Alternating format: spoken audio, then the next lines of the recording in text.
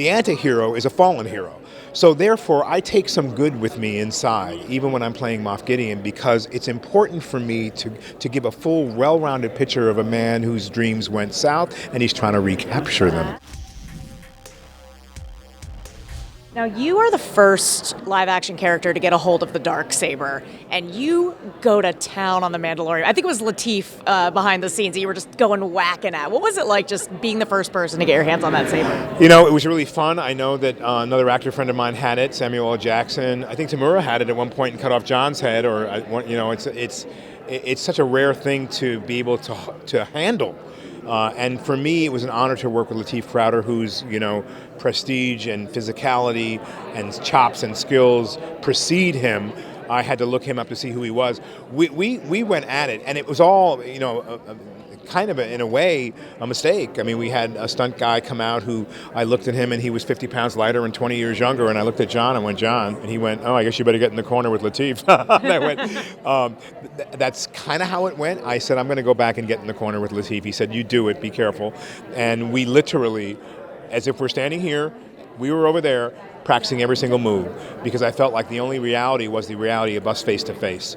We immediately became brothers. We knew it when we saw each other that we could be from the same family, and then we started to work. And as kids play, I played with him really well. On takes, he had a helmet on where he could just see that. That's all he could see, right? And so when I wanted to, and we had every move down, and not to say I was being dangerous, but to be surprising, I went around that in his blind spot and tapped him once.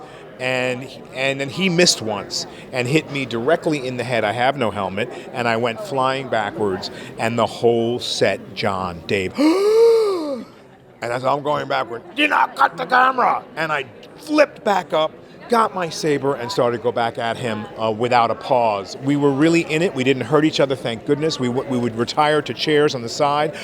We would swallow aspirin together, share water, and what's that little hyper bolt? He said, "Do you want this?" And we took the hyper bolt because we were both beat up.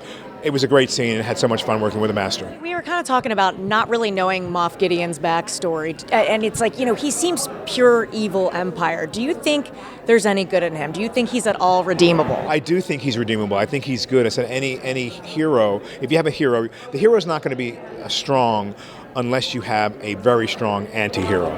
The anti-hero is a fallen hero. So therefore, I take some good with me inside, even when I'm playing Moff Gideon, because it's important for me to give a full, well-rounded picture of a man whose dreams went south, and he's trying to recapture them. So there is light in Moff somewhere. Interesting. Thank you so much. You're very welcome. Such a pleasure. Well, pleasure. Today was amazing. Yeah, had so much fun. Me too. Thank you.